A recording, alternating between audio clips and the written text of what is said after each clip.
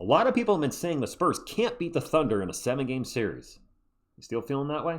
Go, Spurs, go, 'cause the Giants stay. What is up, San Antonio Spurs fans? Welcome to TSR Sports, TGIF, and I hope you had a wonderful holiday yesterday.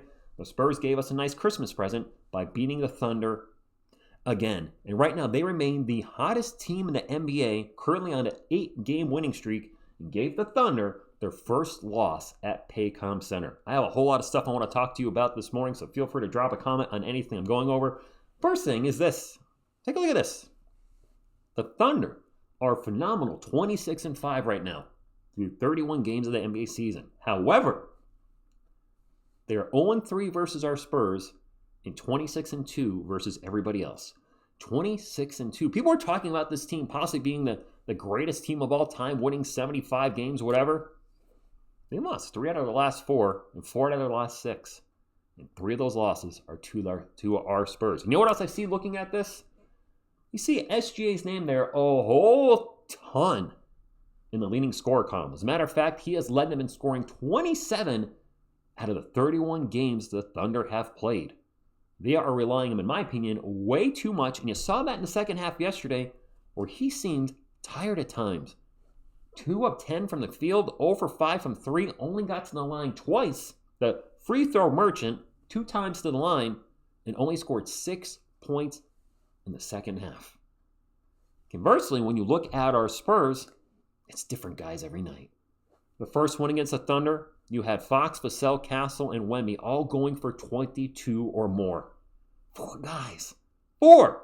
Our 4 horsemen, our fantastic 4. Actually, that's not even the 4 horsemen because Harper didn't go over 22. That's just 4 guys. The point is, we had 4 guys contribute. The blowout win, winning 130-110. You had 4 guys go for 17 or more, with Keldon Johnson off the bench leading the way with 25. And the win yesterday, you have 4 guys going for 15 or more, with Fox leading the way with 29. Now, I looked at all those game logs. Only 1 player was a top 4 scorer for our Spurs in the 3 wins. It was actually Stephon Castle with 22, 24, and 19. My point is, we're finding different ways to win. We don't rely on just one player to carry the offense every night. It's multiple players. Any guy can step up and shove the dagger into the opposing team. I've showed this slide a few times, and I got to tell you, run DFC. I'm watching become a nightmare for teams, and the Thunder just experienced that firsthand. You have 3 guys that can put constant pressure on the defense and get into the paint and score or distribute the ball. All 3 of these guys, as you know, can do their job in the paint just spectacularly. And I know I had a little doubt going into the season. Like, is this going to work? Oh, it's going to work because at any given time, 2 of these guys are on the floor. It's maybe Harper and Castle, maybe it's Fox and Castle, Fox and Harper, whatever. Constant pressure on the offense or on the defense, but constant pressure on the offense too. Castle's turning into a phenomenal defender. Harper much better than average highs. Like, he's only going to get better, and Swipa's going to be doing the Swipa thing. This has been so much better than ever anticipated. No way the Spurs should break this up. People are talking about trading one of these guys. Heck no. This is part of our future. And then, or is our future now, not part, this is our future now. And let's not forget this guy. You lead on both ends of the floor. With Run DFC and Wemby, we're not looking for the next big 3 with Timmy, Manu, and Tony. We've got a fantastic 4, or 4 horsemen, or whatever you want to call them. We've got 4 guys. 4. My friends, the Spurs right now are on an 8-game winning streak. The Knicks game does not count in the standings or the stats. We have beaten the Pelicans, the Lakers, the Thunder, the Wizards, the Hawks, the Wizards, the Thunder, and the Thunder. So some good teams and some bad teams. But I ask you this. How long can this continue? The Jazz are up next, and I'll be live for all these games. Cheap plug alert. All times Eastern. We can beat the Jazz. The Jazz are terrible. Then we have 2 really tough ones heading to the against the Eastern Conference. They're both home games. We have the Cavs and the Knicks. And the Cavs, if you look right up top, beat us 130-117 on December 5th. Our only actually real loss in December.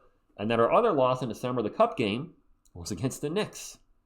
Can we avenge both those losses? The Cavs are a big team. They're going to be difficult to deal with. The Knicks really should have beat the Knicks in the Cup game. The Spurs were ahead after 3 quarters. They just had a 4th quarter collapse. It happens to a lot of teams, and it happened to us. But if they can beat the Cavs and Knicks, that would put us at, 9, 10, 11. Then you got some bad teams coming up in the Pacers, the Blazers, and the Grizzlies. I think you guys see the Grizzlies starting to turn around a little bit. But how long do you guys think the winning streak? Let me ask you this. This would be the question I guess I'm looking forward to ask the most. How long can the winning streak go? Because a lot of folks said, myself included, I said, you know what? If we split with the Thunder Christmas week, I would be happy with that. That would put us 2-1 against the Thunder. I didn't, obviously I thought we could win all three, but you got to be realistic with your expectations. Like, you know what? 2-1 against the Thunder in December, that's fantastic. Well, forget it. For 3-0 against the Thunder with 2 games by 15 or more. Just how high is the ceiling of this team? Wemby's not even starting it. He's still limited to 25 minutes. Last night, Devin Vassell and Julian Champagnie didn't even show up. The Spurs still won by 15 because they are deep. The deepest, one of the deepest Spurs teams maybe we've ever had. We're to the point now where guys we brought in, like Kelly Olynyk and Jeremy Sohan, can't even sniff minutes anymore because our 9-man rotation is doing so well. And again, when guys are off, other guys are stepping up constantly. Other guys stepping up. And just not even look at the points.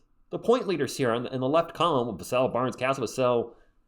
But we have different guys leading in rebound, different guys leading assists.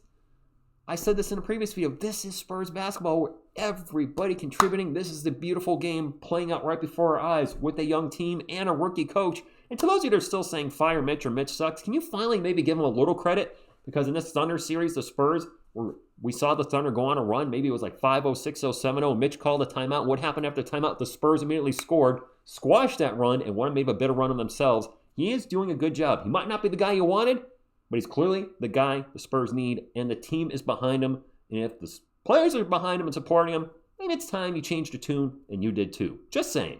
All right, that's about all I got. I think that's the end of the slides. Yeah, we're back to the Thunder.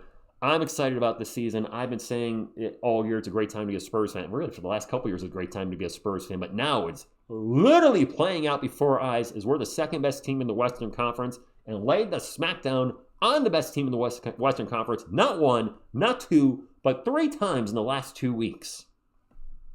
I want to ask you guys this because I keep asking this, and I see the tune changing each time we beat the Thunder. Do you believe now? Because in the last video I said maybe this can be a Western Conference Finals team, an NBA Finals team. A lot of people said no, not yet, because we don't have the playoff experience. I know they don't have the playoff experience, but they're beating the best team in the NBA, and they're now making it look easy. Do you believe yet, or is it going to take a playoff series win for you to finally believe in this team? Very curious where you're at. Hit the thumbs up if you like support the channel. Subscribe to become part of our awesome Spurs community. Hope you have a great weekend. I'll see you tomorrow night for the Utah Jazz. Thank you, and as always, go Spurs go.